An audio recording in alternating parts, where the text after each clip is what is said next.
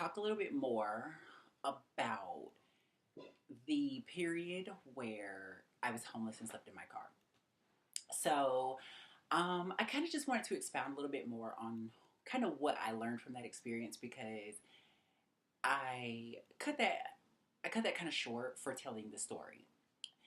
And so I want to start with where I left off when I told the story, which is that I learned a lot about resilience and what I'm made of deep down. But also, I learned a few. I learned a few good ways to navigate being homeless, and so I'm just gonna start giving a few right now. So, for one thing, I learned from sleeping in my car is that there are certain places where it is better to do so than other places.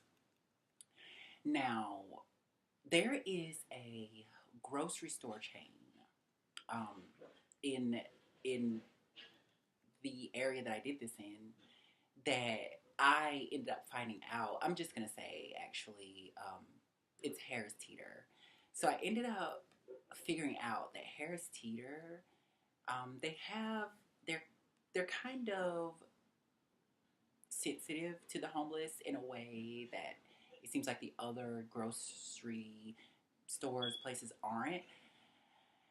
And another good thing about these grocery stores is that some of them stay open 24 hours a day. Now, there are some grocery store chains that, like, none of those grocery stores stay open 24 hours a day. So those are counted out automatically. But specifically for this grocery store chain, they have a bunch of stores that are open 24 hours a day. And so I learned to go to those places where I know that those businesses or those business owners or that sort of corporation is sensitive to the homeless, and that was one of the places. I also, going back to the 24-hour thing, I also learned that it is best to, if you're going to sleep in your car, if you're going to sleep in a vehicle, it is best to do so in the parking lot of a store that is open 24 hours a day. So, like I slept at that grocery store chain sometime, but then some nights I would also go to I would rotate several 24-hour Walmarts. The same way I was doing with that grocery store chain, I was rotating um, several different locations of that same grocery store chain. Now, and just because I was comfortable with those two chains, in the sense of what I mean by that is I was confident that I most likely wouldn't be harassed or asked to leave. So, with Walmart specifically, I would I would find kind of more secluded edge or corner of the parking lot, and I would park my car there for sleep. And that tends to work out well because in the 24 in these at these in the parking lots of these 24-hour stores, for one thing, no one is going to pay much attention to your car being there for an extended period of time because there's so many other cars there and so many other cars in and out. Another reason that I think that people don't pay that no one's going to pay attention to your car being there for a long period of time is because the place is open, so people are in and out all night, and it is actually in business, which means that presence or cars in the parking lot is expected all night long. So that was the good. Those were the two good places that I learned to sleep, and And I think that that was probably the best idea for me and the environment that I was doing this in. Now, some people go to like side streets and then like a corner so that they're like not really parked in front of anyone's house, but they're on this kind of quiet side street.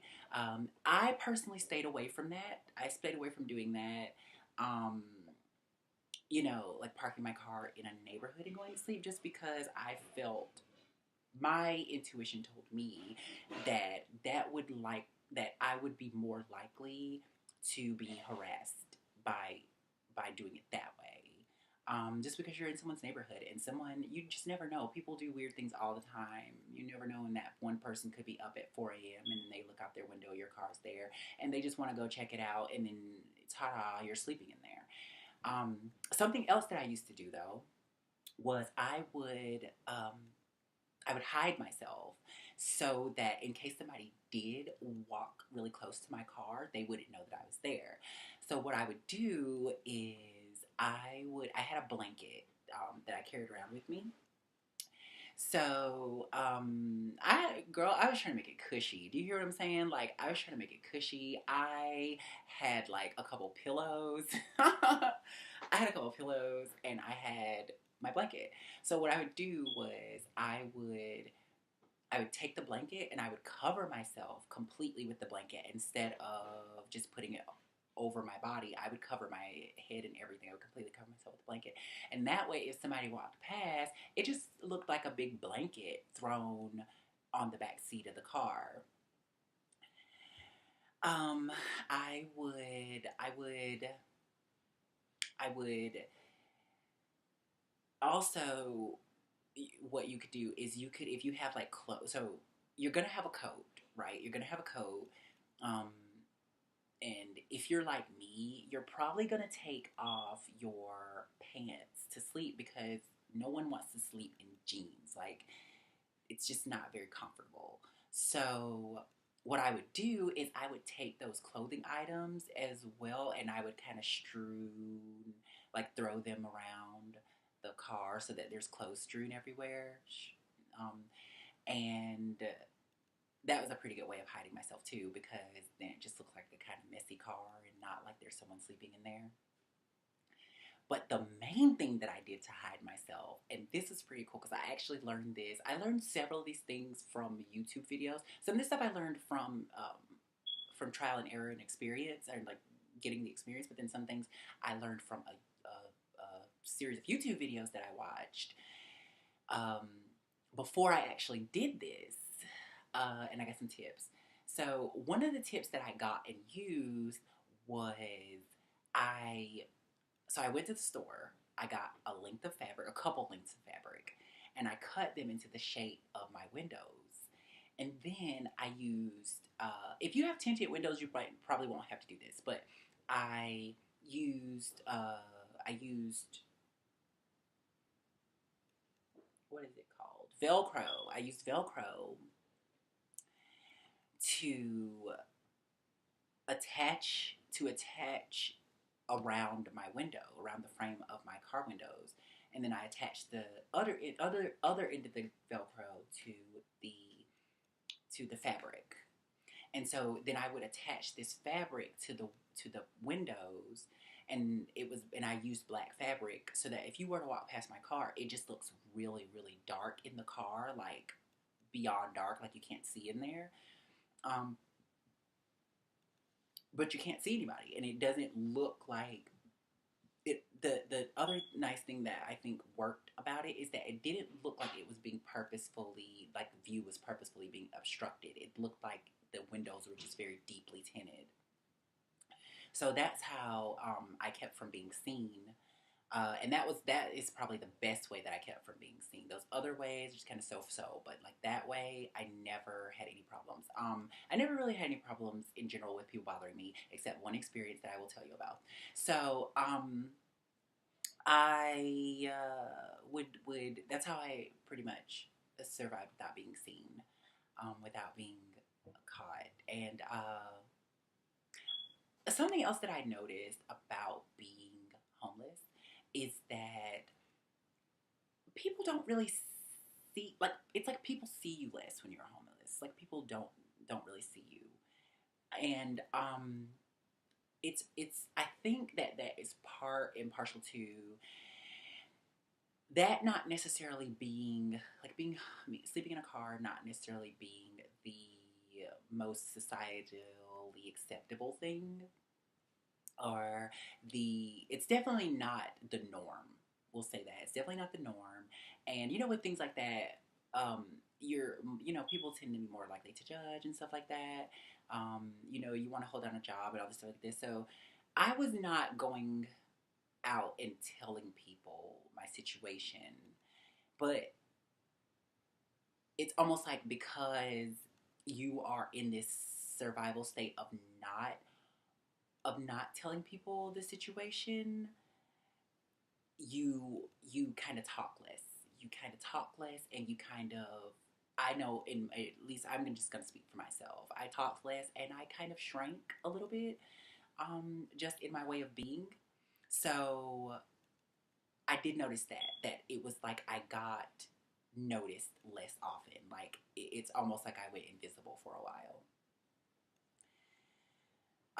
And I think that kind of happens naturally, um, without a person trying to accomplish that. So another thing that I would do is I would go to a grocery store or something like that, a discount store, and I would get those big gallon jugs of water, and and so I would get those big gallon jugs of water, and I would put them in my car no, I was gonna say overnight, but I just always made sure I had them overnight. But really, I would keep them in my car constantly. So I would always have these big gallon jugs of water, normally around two, but sometimes three. And then, of course, when they start to dwindle, then of course you go down to one. But normally, I would always buy two or three at a time. So I would have these big gallon jugs of water in my car so that I had some so I had water all night, right? So if I woke up and I was thirsty, I didn't have to go drive somewhere or go into a gas station. So I had these big so for that, so to quench my thirst, but then also these these jugs of water were perfect for brushing my teeth and that kind of thing. So sometimes I would, and that would be how I would minimize my time in the gas station bathrooms taking care of my hygiene, because I would just I would just use those gallon jugs of water to like brush my teeth and wash my face, and then I would go into the public restroom to like wash under my armpits and wash under my armpits and that, and just like kind of like get myself together, get my face together, like whether that be put on makeup or whatever. So that was a very good thing for me that worked out well. Funny thing though, because at one point toward the end of me doing this, sleeping in my car, somebody. Okay, so I'll say this. Let me tell you this part too. I actually kept this very secret. I was doing this kind of in secret, and nobody really knew. Only a select few people knew. Very trusted family members, and people who I knew would not would not freak out or worry too much, and people who I knew would not reveal that information before I wanted to. And it was not like I wasn't I did not hide it um, out of embarrassment or anything like that. It was more because I didn't want people to worry about me. I didn't want my family members to worry about me and to be scared when I was in Charlotte, 2 hours away. Um, and then of course, like your family, they love you. So, of course, they're going to feel some kind of way when they're in a warm bed and they know that you are not, that you are sleeping in your car in the winter. So, that's why I kept it to myself, and that's why I didn't tell anybody. So that was also something that I kind of taught myself, was to keep my mouth shut about that and to not reveal that, so that I didn't have to deal with the lectures or the sort of the concern that is comes from a positive place, but wouldn't have been helpful at the time. So, um, I kept it to myself. That was one of the things. And then another thing, and this one is kind of optional. I only did this a few times because the time of year that I did it mostly was cold. So, the time of year that I slept in the car was mostly, it was cold. So this last one, which is, if you have the kind of car, and I did, that you can access the trunk from the back seat. You know how the back seat folds down and you can access the trunk from there. Another thing that I learned to do was, some nights when it was not so cold, I would fold down the those back seats, and then I could stretch out. I could stretch my legs into the trunk and then not have to sleep in the fetal position in the back seat, which is how I usually slept. Uh, so, as you can imagine, or I'm sure you, I don't know, maybe you know or maybe you don't, but the cab part of your car is going to be insulated, because that's the area that you want to heat with your car heater.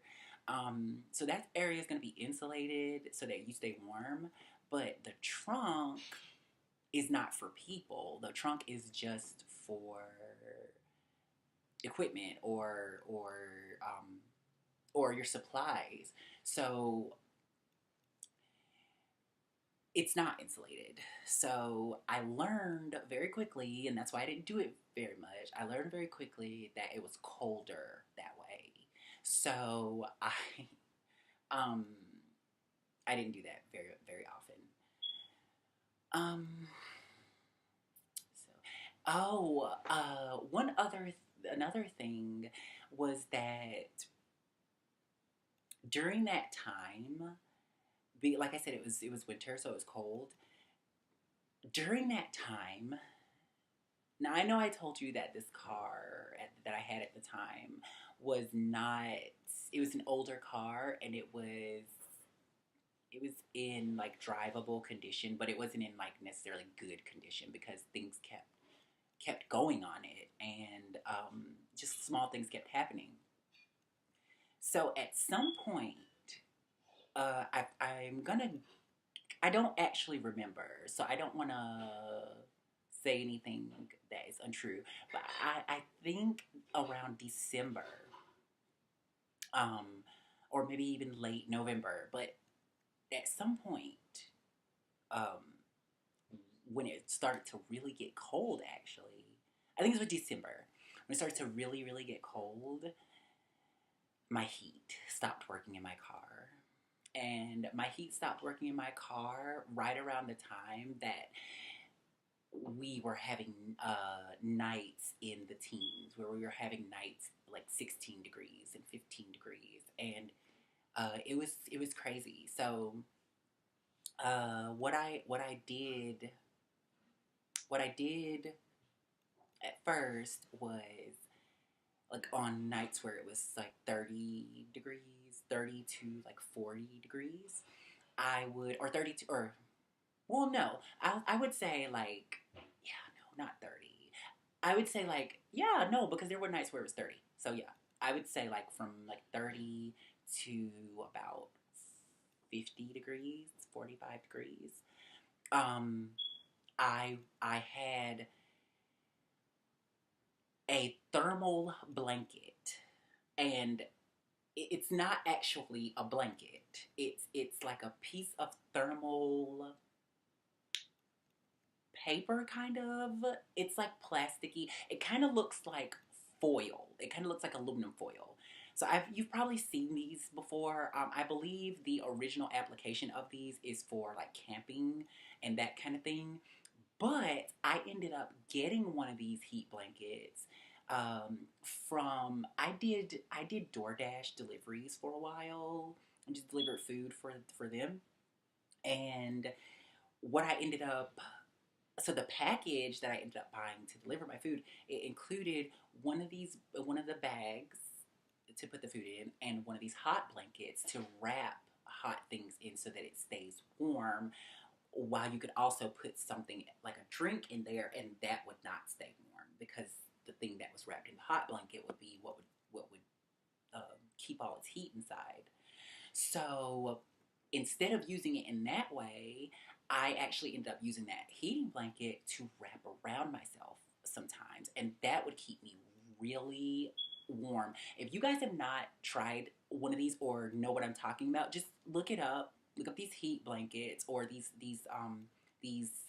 it what is it called? I think it's like an insulating blanket or something because it's not actually heated. It doesn't heat you. It's insulated, so it's like an insulation cloth kind of. So I would wrap myself in that, and then I would put covers or like a blanket on top of that, and I stayed so toasty warm inside this this insulating blanket. So I did that a few nights when it was really cold, but like manageably cold. So not too far under 32 degrees, not too far under freezing. Um, but once we got into where it was like 15-degree nights and 16-degree nights, that wasn't really feasible anymore because yes, maybe under the heating blanket I would be warm, but then with 16 and 15 degrees and my heat not working in my car,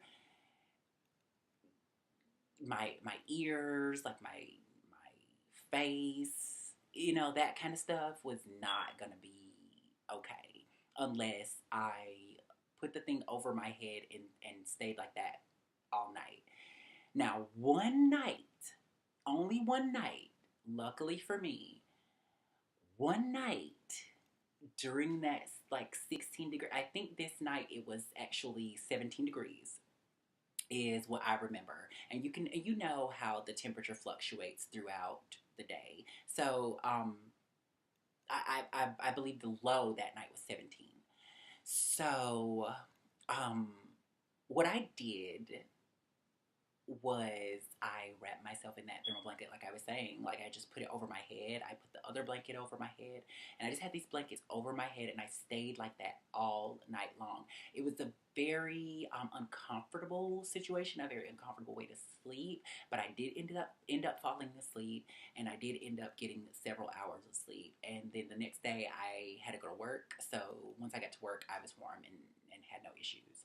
Um, but I only did that one night because every other night that it was really, really cold like that, like unbearably cold in the teens, I actually ended up finding a shelter that I would go to. And so I would go to that shelter, and it ended up being for it ended up being for several weeks at a time at one point because it was so cold and it just was not heating up. It was winter. It was the dead of winter. So um this night though, something had happened. It's a shelter, so it's full of people. It's full of people in very not necessarily good situations, and some people in really bad situations. So like just that environment can be weird. It can be a little bit uh, just like toxic. So something that made me really uncomfortable had happened, and because of that, I didn't want to go there. I didn't want to go to that shelter. So um, that was that night that I slept in the car anyway, and just bundled up like that. It was tough, but I made it through. I'm here. Nothing got frostbitten, and yeah, I survived. So, yeah, heat blanket, or I'm sorry, insulating blanket is something to definitely look into if you camp or if you plan on, or if you need to sleep in your car in winter. And you can get them in your DoorDash kit if you want to also be a DoorDash driver because, um, I imagine if you're sleeping in your car, you probably need money. And they do come with this. So that's how I found that's how I got mine. But I'm also sure that you can go to a discount store or some kind of like one of these big box places and buy one of those. I'm sure they have them for sale because I'm pretty sure that it's in its real application is like camping gear. Yeah. And so I think that's it. That's the last thing that I could think of um, as far as things that I learned while doing that. If I think of more stuff, then I will definitely do another video. So thanks for listening. Have a wonderful day, and I will see you later. Lots of love.